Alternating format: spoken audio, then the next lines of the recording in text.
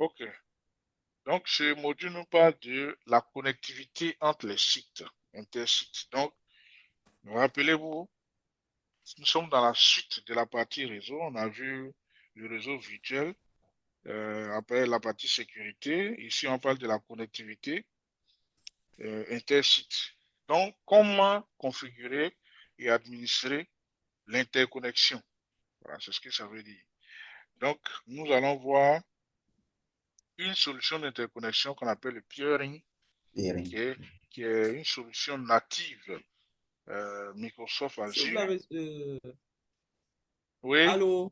Oui, oui, allô, je Corneille, suis là. Oui, j'ai une question par rapport vas-y, à tout ce qui s'est passé, par rapport au l'an passé. vas-y. La nomenclature, au niveau des noms, est-ce qu'il y a une règle définie pour la nomenclature, pour nommer, par exemple, les disques et tout? Je vois que c'est des noms, disques, ça, et puis, dans le lab, il y a déjà des noms aussi proposés. Donc, dans des conditions réelles de travail, est-ce qu'il y a une nomenclature précise à respecter pour ce genre de choses? Parce que, par exemple, dans la suite, maintenant, au niveau, euh, c'est à quel niveau? En tout cas, dans la suite, à un niveau, au niveau du MOOC, Mhm. comment il faut spécifier le nom a été décrit. Et moi, j'ai fait une erreur, par exemple, à ce niveau, ça n'a pas pris, ça n'a pas créé le MOOC, le MOOC de 10 quoi. Ça l'a pas créé, ça m'a dit que j'ai une erreur au niveau du nom. Mhm. Mais dans les autres cas, c'était déjà des Les libellés qui noms nous sont les plus proposés. utilisés. OK. Bon, ce que vous devez savoir, c'est que les noms, la nomenclature, bien sûr, tu veux, la naming convention ici n'est pas imposée. Chaque organisation peut décider de comment elle veut nommer les ressources.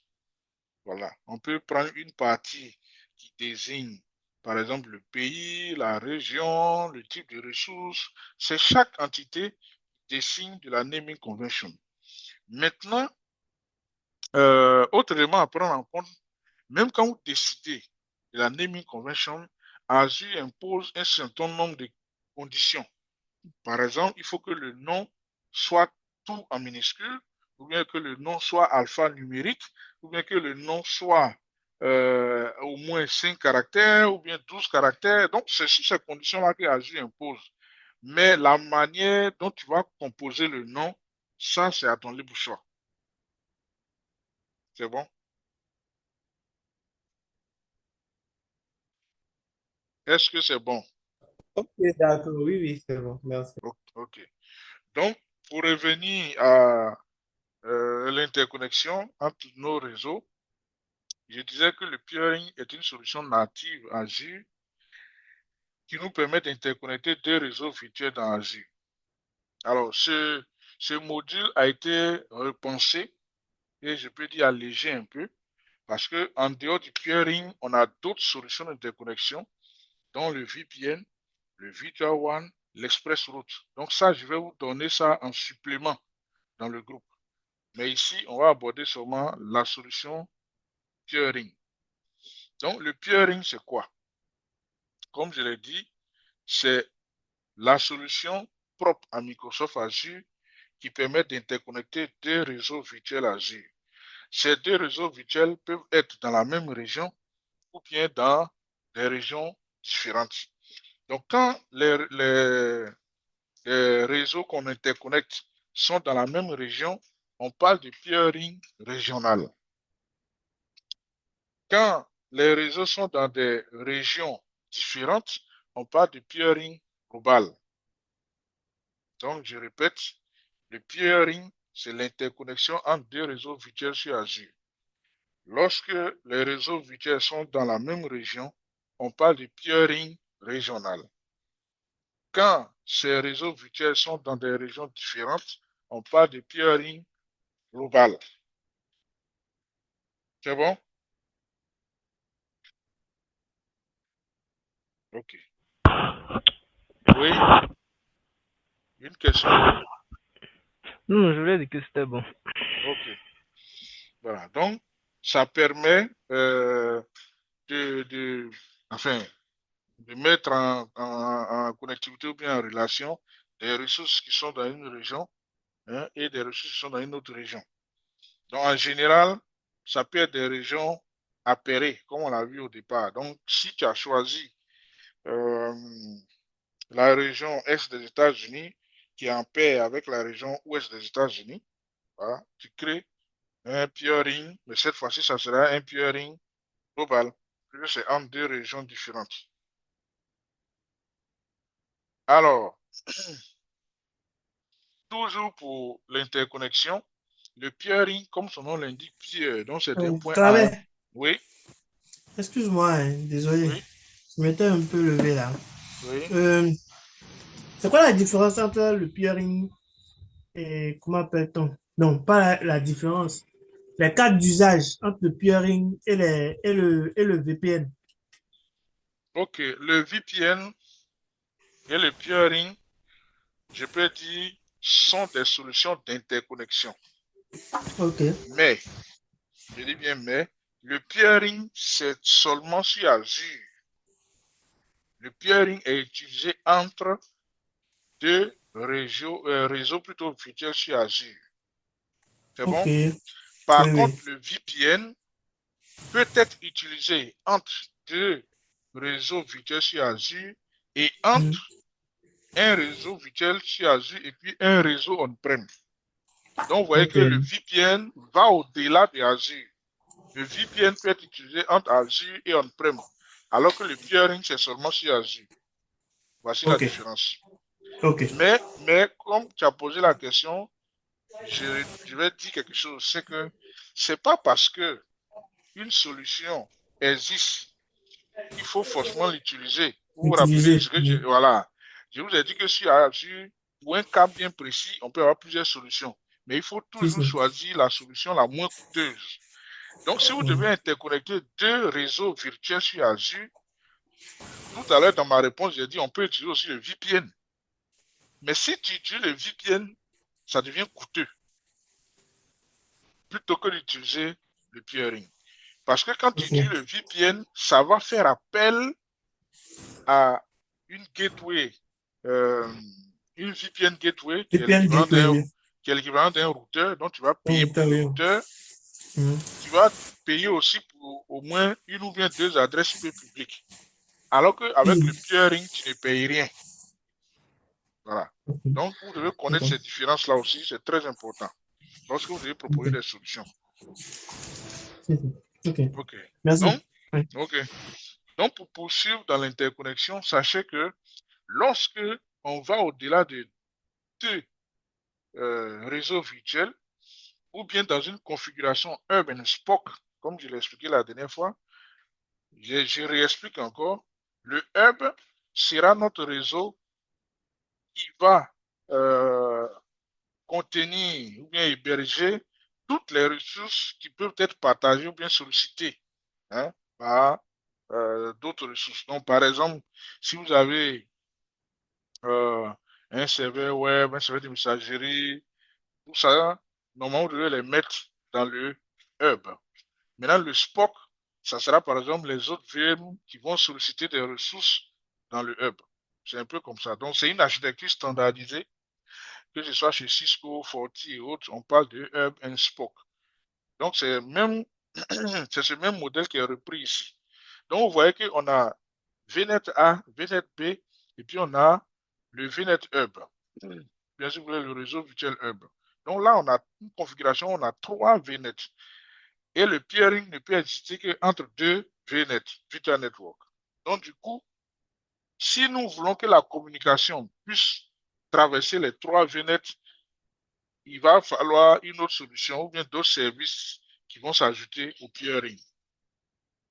Donc, du VNet A au VNet Hub, il y a un peering. Comme on l'a vu tout à l'heure, ça marche. Du VNet B au VNet Hub, il y a un peering, ça marche. Mais si je veux passer du VNet A au VNet B, en passant par le hub, il faudra, il faudra sinon une autre solution qui va faire le transit, c'est-à-dire qui va faire passer les communications du VNet A à travers le VNet hub pour atteindre le VNet B et vice-versa. Vice-versa plutôt. Donc, pour ce faire, on aura besoin de notre gateway subnet. Tout à l'heure, quand on a vu le réseau virtuel, je vous ai dit, il y a des subnets standards classiques qui sont utilisés pour connecter nos ressources. Et puis, il y a des subnets particuliers qui ont des usages un peu particuliers. Comme par exemple ici, le sous-réseau de passerelle ou bien la gateway subnet. Donc, cette gateway va être utilisée par la passerelle VPN, ou bien la gateway, euh, la VPN gateway pour faire le routage du VNet A vers le VNet B. Voilà, c'est son rôle. Donc, dans une architecture Hub and Spoke, au niveau du réseau Hub, il faudra forcément une gateway, une VPN gateway. Et en plus de la VPN gateway, il faudra également une gateway subnet qui va être utilisée par notre VPN gateway pour faire le routage. Donc, je réexplique. Pour faire le routage, la VPN gateway, qui est le routeur, a besoin d'un sous-réseau spécial qui est la subnet, pardon, la gateway subnet pour pouvoir faire le routage. Voilà. Donc, en plus du peering qui relie deux réseaux virtuels, on a l'architecture Hub and Spoke qui va utiliser une passerelle VPN qui est le routeur, plus un sous-réseau de passerelle pour pouvoir faire le routage. Ça, donc, en plus du peering, voici une autre solution. Lorsque vous partez au-delà de deux réseaux virtuels sur Azure et que vous voulez les interconnecter. C'est bon? Alors, pour créer un peering, c'est, comme je l'ai dit, c'est la solution la plus simple, native, et on ne paye rien, c'est gratuit. Donc, le peering a deux sens. Donc, il y a le chemin aller et le chemin retour. Donc, si je me mets dans le cadre du VPN, pardon, du VNet A et le VNet Hub, on aura le chemin du VNet A vers le VNet Hub et le chemin du VNet Hub vers le VNet A. Donc, on aura deux chemins. Donc, dans la configuration du peering, il faut configurer ces deux chemins, sinon ça ne va pas marcher. Voilà. Il faut configurer le chemin aller et le chemin retour. Donc, tu donnes le nom de ton lien. Donc, je suppose mon lien, ça sera par exemple peering. Tu peux dire n'importe quoi, un peering, VNet A, VNet Hub. Le trafic vers le réseau distant. Trafic, si sur le VNet A, donc le réseau distant sera le VNet Hub. Donc, trafic vers le réseau distant, j'autorise. Le trafic à partir du réseau distant. C'est-à-dire que si je dois recevoir, j'autorise également. Maintenant, ici, on n'a pas de routage à faire, donc aucun. Et puis, tu indiques le réseau virtuel distant. Voilà. Le nom plutôt vers le réseau virtuel distant. Voilà. Donc, si au départ, j'ai mis VNet A vers VNet Hub, pour le chemin retour, je mets VNet Hub, VNet A, par exemple. Donc, c'est ça le peering. C'est aussi simple que, cela. C'est pas compliqué. Ensuite, nous avons le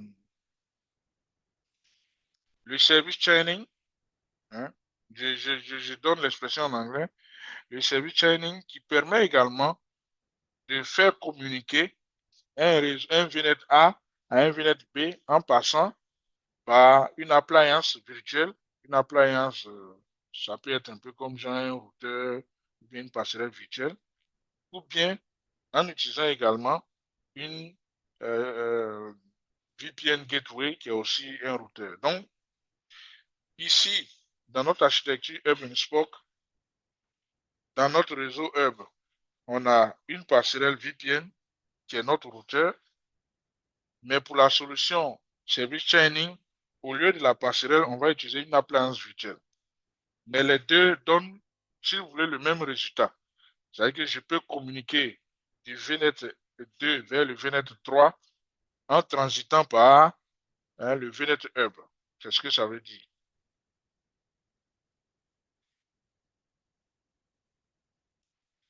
Donc, son rôle, il va rediriger ou bien faire transiter le trafic d'un réseau virtuel vers une appliance virtuelle ou bien une passerelle, et puis de la passerelle maintenant vers l'autre réseau virtuel. Alors, ici, on parle de routage parce que l'appliance virtuelle ou bien la passerelle virtuelle va se comporter comme un routeur. Bon, on verra tout à l'heure que dans le cas du routage, nous, on a la possibilité d'implémenter des routes. Donc, on va voir tout à l'heure le routage personnalisé ou bien le routage système au niveau de Azure. Alors, pour le contrôle des flux au niveau de Azure, sachez que on a deux types de routage. On a le routage système et puis on a le routage customisé ou bien personnalisé. Donc, tout ce qui est routage système, c'est ce qui nous permet de faire communiquer par exemple, les machines virtuelles entre elles sans configuration particulière au sein du même sous-réseau ou bien entre des machines virtuelles de deux sous-réseaux différents dans le même réseau virtuel ou bien lorsque tu veux autoriser un flux de données d'une VM vers Internet ou bien de l'Internet vers la VM, communication entre des machines virtuelles en utilisant un VPN plutôt, et puis communication d'un site à un site en utilisant l'Express Route via une passerelle VPN. Donc, pour tous ces cas d'usage-là, on n'a pas besoin, nous-mêmes en tant qu'administrateurs, de configurer des routes. Azure a déjà des routes prédéfinies que les ressources vont utiliser sans même qu'on ait à faire de configuration particulière. Par contre, si nous-mêmes on veut modifier ce routage-là en ajoutant ou bien en modifiant le routage, les chemins, les sources, les destinations, ainsi de suite, on peut le faire.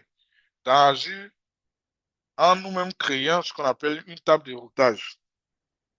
Donc, à la différence de nos routages sur nos équipements réseau et Forti, où la table de routage existe déjà dans l'équipement, et puis c'est quand tu paramètres que la table de routage est complétée.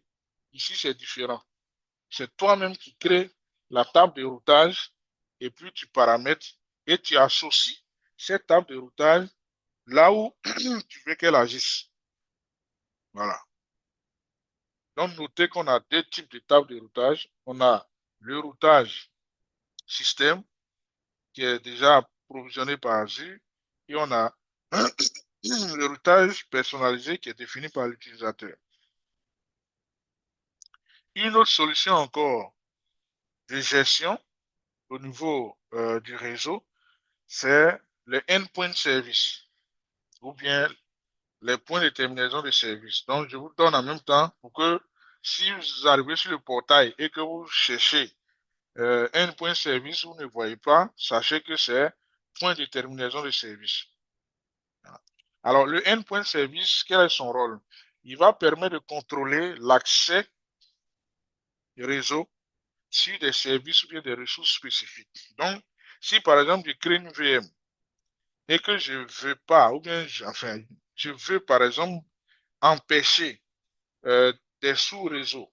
Tout à l'heure, j'ai dit que par défaut, une VM peut communiquer avec les autres VM du même sous-réseau et communiquer avec des VM qui sont dans d'autres sous-réseaux dans le même réseau. Mais si je veux empêcher la communication entre ma VM et un autre sous-réseau, ou bien des adresses IP spécifiques, je peux le faire à travers le endpoint service. C'est son rôle. Voilà. Et lorsqu'on le configure, il y a un temps, au moins 15 minutes pour que ça prenne effet. Donc ici, par exemple, sur le schéma qu'on a, on a notre compte de stockage Azure, hein, qui est à droite. Vous voyez le compte là, avec un cadenas au-dessous. Et ce compte de stockage, hein, on autorise la VM qui est à droite avec l'IP 10.1.1.4 à accéder à ce compte de stockage. On autorise également le sous-réseau où se trouve la VM là à accéder à ce stockage, même le réseau virtuel aussi où se trouve la machine virtuelle. Par contre, toutes les connexions venant d'Internet vers ce compte de stockage là sont bloquées. Voilà, voici un exemple de cas d'utilisation du endpoint service.